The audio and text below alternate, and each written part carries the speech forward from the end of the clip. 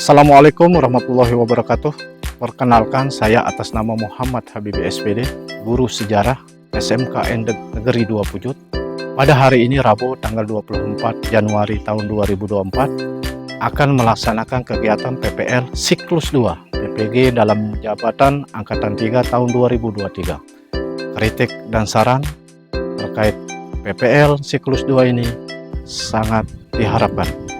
Sekian dan terima kasih. Wassalamualaikum warahmatullahi wabarakatuh. Selamat menyaksikan. Bismillahirrahmanirrahim. Assalamualaikum warahmatullahi wabarakatuh. Waalaikumsalam warahmatullahi wabarakatuh. Gimana kabar semua, baik? Baik. Alhamdulillah ya. Semoga kita tetap sehat ya. Jadi sebelum kita memulai pelajaran kita pada pagi hari ini anak-anak ya, seperti biasa, supaya apa yang kita pelajari ini ada manfaatnya untuk kita semua, mari kita sama-sama berdoa dalam hati. Mulai. Selesai. Terima kasih ya. Baik anak-anakku sekalian ya, jadi untuk pagi hari ini kita akan mempelajari tentang materi kerajaan-kerajaan pada masa Hindu-Buddha di Indonesia ya. Jadi kemarin di pertemuan yang minggu kemarin kita sudah mempelajari tentang proses masuk dan berkembangnya agama dan kebudayaan Hindu-Buddha di Indonesia ya. Jadi setelah kalian tahu kemarin ada proses akulturasi ya. Jadi dari proses akulturasi itu ternyata nanti bermuncullah kerajaan-kerajaan tentunya yang bercorak Hindu dan Buddha di Indonesia. Jadi untuk tujuan kita mempelajari materi tentang kerajaan Hindu-Buddha ini anak-anakku sekalian ya. Jadi supaya nanti setelah kalian mempelajari materi ini, tentunya nanti kalian akan memahami sejarah ya. Karena ini pelajaran sejarah, tentunya yang pertama itu kalian harus bisa memahami sejarah berdirinya dari kerajaan Hindu-Buddha yang ada di Indonesia. Kemudian tujuan yang kedua di sini adalah menjelaskan, tentunya nanti kalian itu harus bisa menjelaskan gambaran kehidupan politik, ekonomi, sosial budaya, serta peninggalan-peninggalan apa yang masih bisa kita saksikan. Tentunya yang namanya peninggalan itu banyak ya, jadi kayak candi, prasasti, itu kan peninggalan dari kerajaan-kerajaan yang pernah berdiri di Indonesia ini. Ini coba kalian perhatikan di depan ya. Ada yang tahu ini apa? Batu ya. Memang kalau kita lihat secara fisik memang batu. Ya mungkin di makam-makam sering kalian temukan ya yang modelnya seperti ini, apalagi di kawasan kita ya di Lombok Tengah ini. Model ini kan memang kalau dilihat sepintas kayak batu nisan ya. Jadi kira-kira di pelajaran waktu kalian di SMP dulu itu pernah nggak kalian ditunjukkan gambar ini? Nggak pernah ya? Baik. Jadi ini namanya prasasti anak-anak ya. Masih ingat nggak? Ada yang tahu prasasti itu apa? Nggak ada yang tahu ya? Jadi yang namanya prasasti itu anak-anak ya, memang ini kan media tempat menulis ya, dalam artian kayak dokumen sebenarnya prasasti itu. Tapi kenapa medianya ini kok di batu misalnya, karena memang pada waktu itu kan orang-orang dulu pada masa kerajaan itu memang memilih menulis pada kira-kira bahan apa yang misalnya awet, karena kan keterbatasan kertas pada waktu itu. Nah ini namanya prasasti Yupa anak-anak ya. Ini prasasti Yupa. Jadi prasasti Yupa ini anak-anak ya, tentunya kita ingat tentang satu kerajaan yang paling tertua yang pernah berdiri di Nusantara ini, di Indonesia ini. Tentunya kerajaan Kutai yang ada di Kalimantan. Pak Guru akan tayangkan di sini untuk slide video tentang kerajaan-kerajaan yang bercorak Hindu-Buddha yang pernah berdiri di Indonesia ya. Silahkan disaksikan dulu. Dalam pembahasan Indonesia pada masa Hindu-Buddha, sesuai yang sudah disampaikan juga pada video sebelumnya, bahwa ada dua pokok bahasan, yaitu tentang kedatangan, proses kedatangan Baik, terima kasih ya. Jadi itu tadi penyajian dari materi tentang kerajaan-kerajaan Hindu-Buddha yang pernah ada di Indonesia ya. Jadi yang di video tadi itu kan kalian sudah melihat 4 kerajaan ya. Ada kerajaan Kutai, kemudian kerajaan Tarumanegara, kemudian kerajaan Kalingga atau kerajaan Holling, dan yang terakhir tadi kerajaan Sriwijaya ya. Jadi sebenarnya ada pembagiannya anak-anak. Jadi kalau kita berbicara masalah kerajaan Hindu-Buddha itu banyak sebenarnya, tapi untuk materi yang sekarang kita pelajari 4 kerajaan dulu. Baik anak-anakku sekalian ya.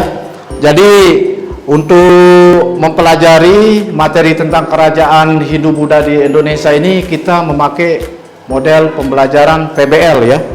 Kelompok 1 Restu, silakan diatur tempat duduknya ya. Restu sama Nia, Salwan, silakan Wan gabung sama Restu. Kemudian kelompok 2 Pera, Nurul sama Reva, silakan diatur Pera, cari tempat mana tempatnya yang nyaman. Baik, jadi Pak Guru akan bagi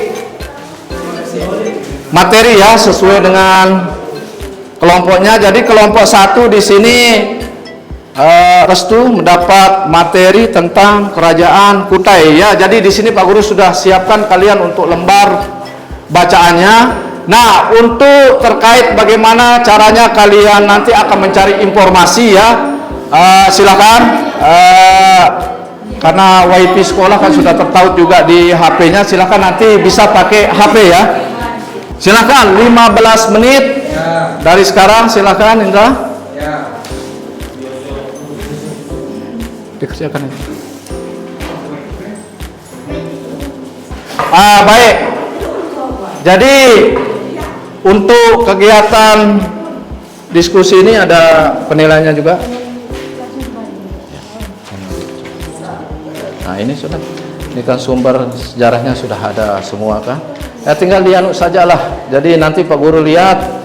Jadi yang Pak Guru nilai itu kerjasama kalian itu seperti apa. Kemudian ya, silakan Manda dikerjakan nak.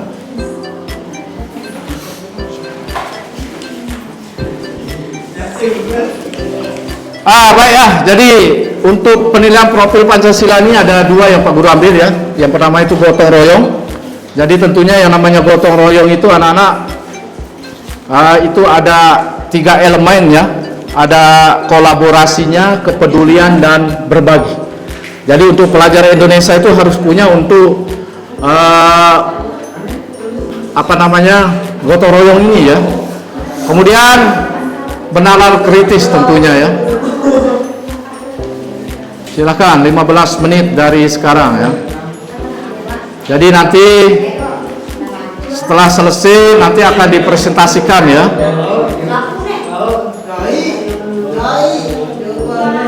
Jadi untuk benalar kritis ini di penilaian profil Pancasila Pak Guru mau lihat itu sejauh mana kalian itu bisa mengolah informasi dari bahan bacaan yang Pak Guru sudah kasih, kemudian dari kalian mencari di tentunya browsing lewat internet ya terkait dari materi-materi kerajaan yang Pak Guru bagi dari masing-masing kelompok.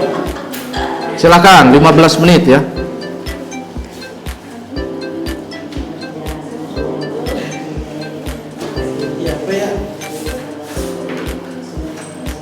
Ya, yang kalian cari. Baik anak-anakku sekalian, kita mulai saja kalau begitu untuk presentasinya. Jadi yang pertama di sini kelompok 1 ya. Kelompoknya Restu ya. Kelompoknya Restu mendapat materi tentang kerajaan Kutai ya. Baik, silakan tolong diperhatikan kelompok yang lain ya. Ini presentasi kelompok dari kelompok 1 untuk hasil diskusinya. Silakan Restu, waktu dan tempat dipersilakan Restu. Assalamualaikum warahmatullahi wabarakatuh. Waalaikumsalam warahmatullahi wabarakatuh. Saya dari kelompok 1 ingin mempresentasikan hasil kerja kelompok kami. Bertempat di dalam tanah yang sangat suci, Waprakeswara buat peringkat buat peringatan akan kebaikan dirinya. Tugu ini, kehidupan ekonomi yang dapat disimpulkan dari prasasti tersebut adalah keberadaan sapi yang dipersembahkan oleh Raja Mulawarman kepada Brahmana. Keberadaan sapi menunjukkan adanya usaha peternakan yang dilakukan oleh rakyat Kutai. 6. Kehidupan sosial budaya. Kepercayaan yang berkembang pada masyarakat Kutai adalah Hindu. Hal tersebut didasarkan pada keterangan yang terdapat pada prasasti Kutai. Sebagian besar masyarakat Kutai masih menjalankan adat istiadat dan kepercayaan asli mereka. Jadi walaupun Hindu telah menjadi agama resmi kerajaan, masih terdapat kebebasan bagi masyarakatnya untuk menjalankan kepercayaan aslinya. 7. Meninggalkan kerajaan Kutai berupa prasasti yang berbentuk yupa atau tiang batu berjumlah 7 buah. Prasasti yupa ini berangkat tahun 475 Masehi atau abad 5, dapat dikatakan merupakan prasasti tertua di antara prasasti yang ditemukan di Indonesia, sehingga sering dijadikan sebagai acuan awal masuknya bangsa Indonesia ke dalam zaman sejarah. Oke, untuk hasil kesimpulannya, Restu, bisa dibacakan apa yang didapat di kelompoknya? Kutai merupakan kerajaan tertua yang bercorak Hindu di Indonesia. Keberadaan kerajaan Kutai diketahui berdasarkan sumber berita yang ditemukan, yaitu merupakan prasasti yang berbentuk yupa atau tiang batu berjumlah 7 buah. Prasasti yupa ini berangkat tahun 475 Masehi atau abad 5, dapat dikatakan merupakan prasasti tertua di antara prasasti yang ditemukan di Indonesia, sehingga sering dijadikan sebagai acuan awal masuknya bangsa Indonesia ke dalam zaman sejarah. Prasasti ini digunakan huruf Palawa dan bahasa Sanskerta. Ya. Sekian dari kami. Assalamualaikum warahmatullahi wabarakatuh. Waalaikumsalam warahmatullahi wabarakatuh. Nah, itu ya penyampaian dari kelompok 1 tentang kerajaan Kutai, anak-anakku sekalian. Silakan, mungkin ada masukan atau tanggapan atau pertanyaan terkait dari kerajaan Kutai.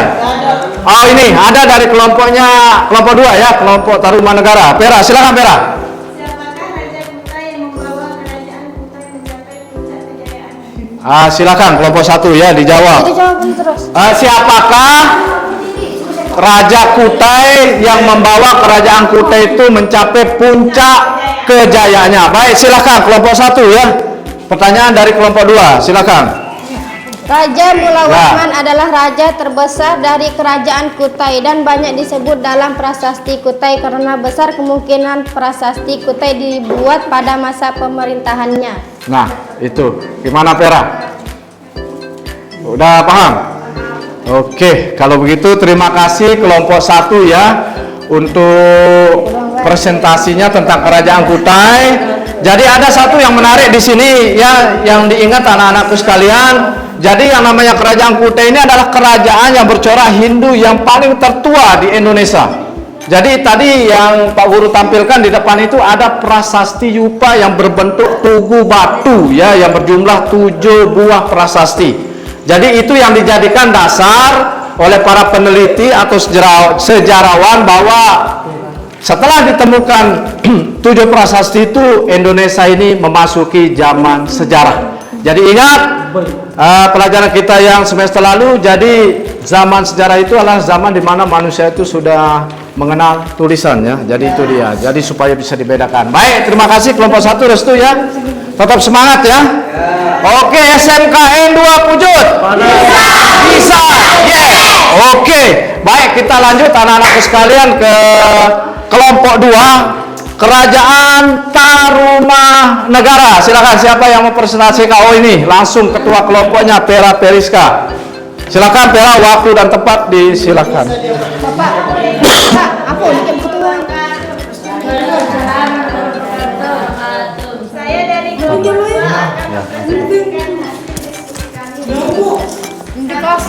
Silakan kelompok yang lain diperhatikan ya. Kerajaan Tarumanegara. Tarumanegara didirikan oleh Raja Diraja Guru Jayasinghawarman pada tahun 358. Raja Diraja Guru Jayasinghawarman merupakan seorang maharesi atau pendeta dari Salantayana di India.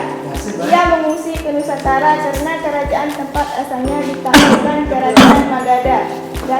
Kelompok pembahasannya? Diskusi kelompok kami tentang Kerajaan Tarumanegara ini adalah kerajaan yang bercorak Hindu. Kerajaan Tarumanegara berada di Jawa Barat di tepi Sungai Cisadane yang saat ini merupakan wilayah Banten, dan raja yang terkenal adalah Raja Purnawarman yang agung dan gagah berani. Baik, terima kasih kelompok 2 ya, tepuk tangan ya untuk kelompok 2 anak-anakku.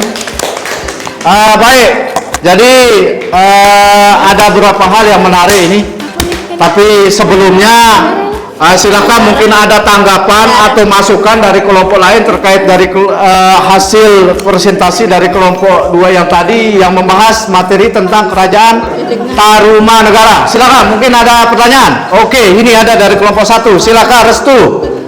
Apa yang menyebabkan Kerajaan Tarumanegara mengalami keruntuhan? Silakan kelompok 2 dijawab.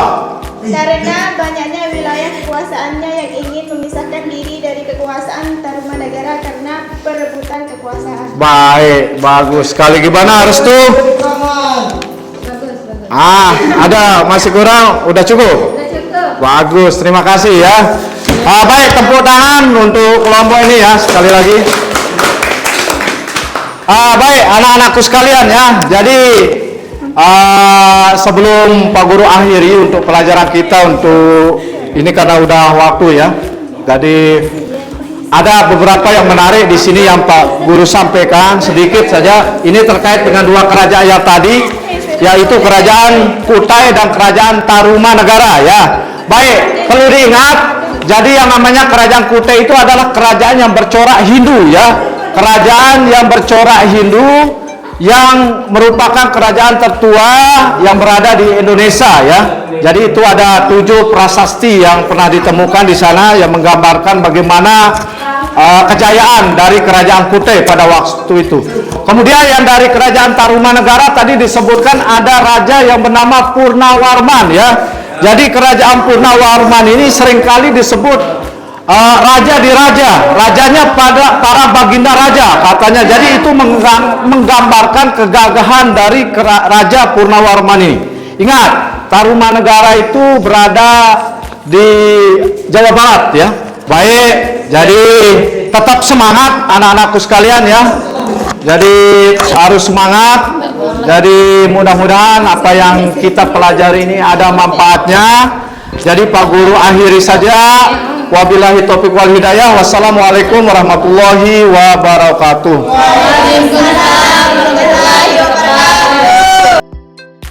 Assalamualaikum warahmatullahi wabarakatuh. Gimana kabar semua, sehat? Masih semangat? SMKN 2 Pujut kami? Yes. Oke. Baik. Untuk kegiatan pembelajaran kita pada pagi hari ini anak-anak ya, tentunya melanjutkan dari pertemuan kita yang minggu kemarin ya. Kita membahas tentang materi kerajaan-kerajaan Hindu Buddha di Indonesia. Jadi kemarin ada 2 yang sudah presentasi kelompoknya ya, Kerajaan Kutai sama Kerajaan Tarumanegara. Jadi yang sekarang ini tentunya akan lanjut ya ke kelompok Kerajaan Holin Kalingga sama Kerajaan Sriwijaya. Bagus ya, tapi sebelumnya untuk lebih barokahnya ya anak-anakku sekalian, apa yang kita pelajari untuk pagi hari ini, marilah kita sama-sama berdoa. Semoga apa yang kita pelajari pada pagi hari ini ada manfaatnya. Berdoa dalam hati. Mulai. Selesai. Terima kasih. Baik. Hadir semua ya. Oke. Baik anak-anakku sekalian. Cek dulu ya semuanya hadir. Baik anak-anakku sekalian. Jadi sama seperti yang kemarin, ini terkait dengan masalah profil Pancasila ya. Jadi karena model pembelajaran yang kita pakai untuk kita mempelajari tentang materi kerajaan-kerajaan pada masa Hindu-Buddha ini adalah model PBL ya. Baik anak-anakku sekalian, jadi untuk kegiatan kita pada pagi hari ini kita akan melanjutkan presentasi dari kelompok yang kemarin yang masih belum, tinggal 2 kelompok. Tapi masih ingat gak yang kemarin itu? Jadi untuk prasasti Yupa itu berasal dari kerajaan mana? Yupa, kerajaan Kutai. Kerajaan Kutai ini berasal dari mana? Kalimantan. Bagus sekali ya. Jadi silakan untuk kita lebih menyingkat waktu, yang presentasi sekarang adalah kelompok dari kerajaan Kalingga atau kerajaan Holing ya. Assalamualaikum warahmatullahi wabarakatuh. Waalaikumsalam warahmatullahi wabarakatuh. Kami ingin mempresentasikan hasil diskusi kami. Tentang kerajaan, Holing atau Kalingga. silakan Yul, waktu dan tempat dipersilakan. 1. Sejarah berdirinya kerajaan Kalingga atau Holing, juga dikenal dengan nama kerajaan Holing yang letaknya berada di Jawa Tengah. Nama Kalingga bukan berasal dari Nusantara. Kalingga berasal dari sebuah kerajaan di India bagian selatan, meskipun di Nusantara letaknya berada di sebelah utara. Dari Gunung Muria, tempatnya. Assalamualaikum warahmatullahi wabarakatuh. Terima kasih ya.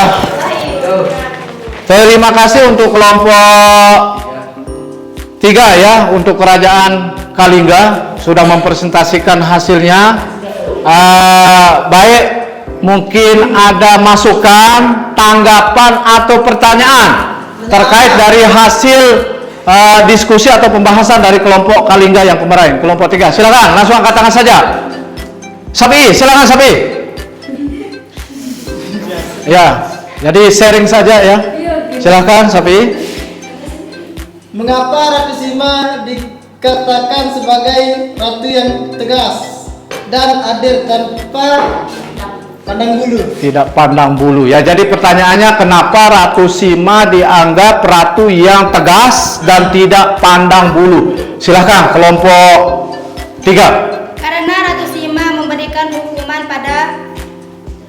hukuman mati pada putranya atas kesalahan menyentuh barang yang bukan miliknya. Gimana Sapi? Paham?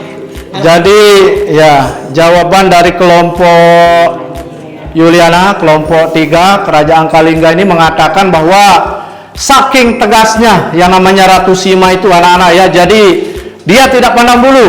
Kalau seandainya anaknya sendiri, anak kandungnya bermasalah, dia itu hanya menyentuh barang yang bukan miliknya, dibunuh sama ibunya. Nah itulah, jadi itu membuktikan bahwa ternyata di Indonesia ini pernah loh ada pemimpin yang seperti itu. Iya, itu dia. Nah ada lagi? Nggak ada ya? Pak Guru mau membagikan kalian tes ya. Jadi silahkan untuk semua HP yang sudah digunakan untuk kemarin diskusi, untuk browsing tentang materinya itu diamankan dulu. Jadi tidak ada yang di meja selain pulpen. Silahkan dikeluarkan pulpennya.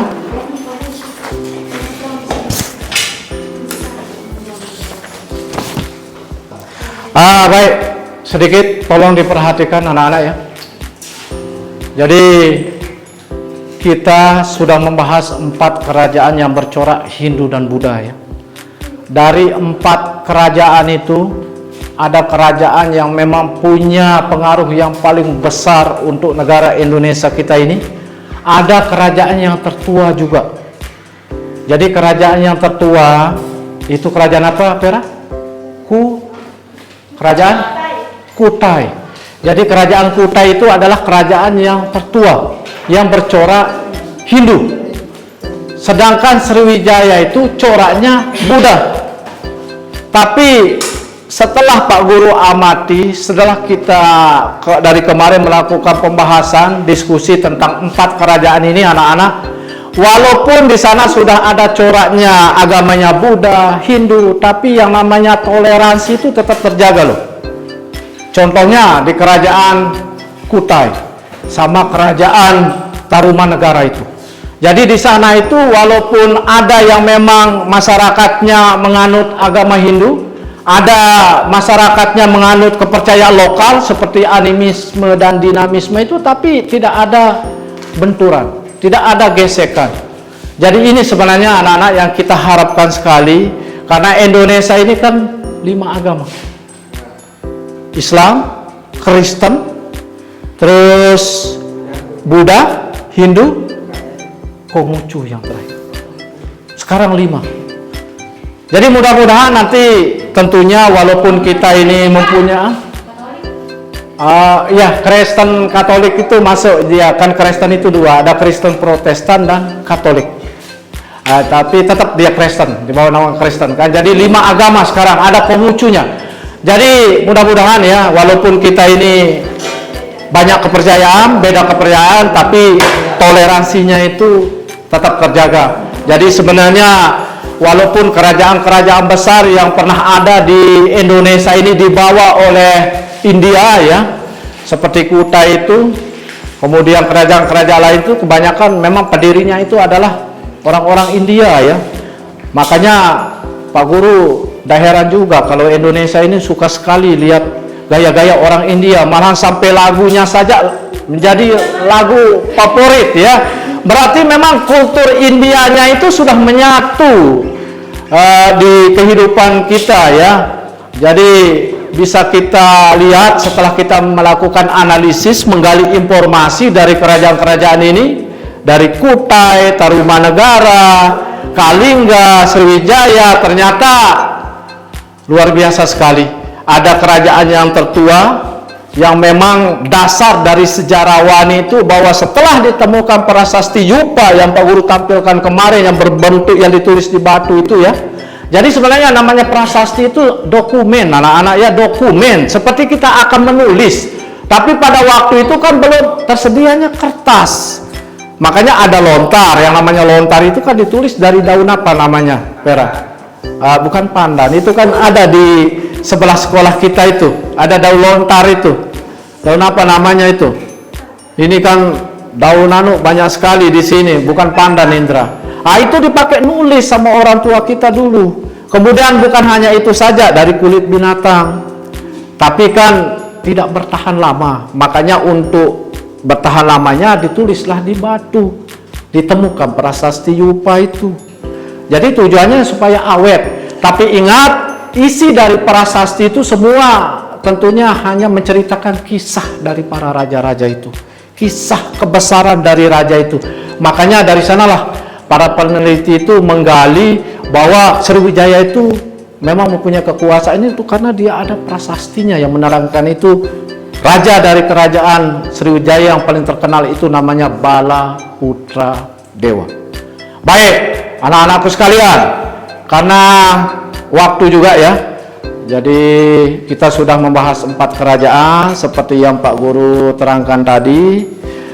Mungkin sebelum Pak Guru akhiri di sini ada yang kurang paham nggak? Ada yang mau ditanyakan nggak terkait 4 kerajaan yang kita udah bahas kemarin?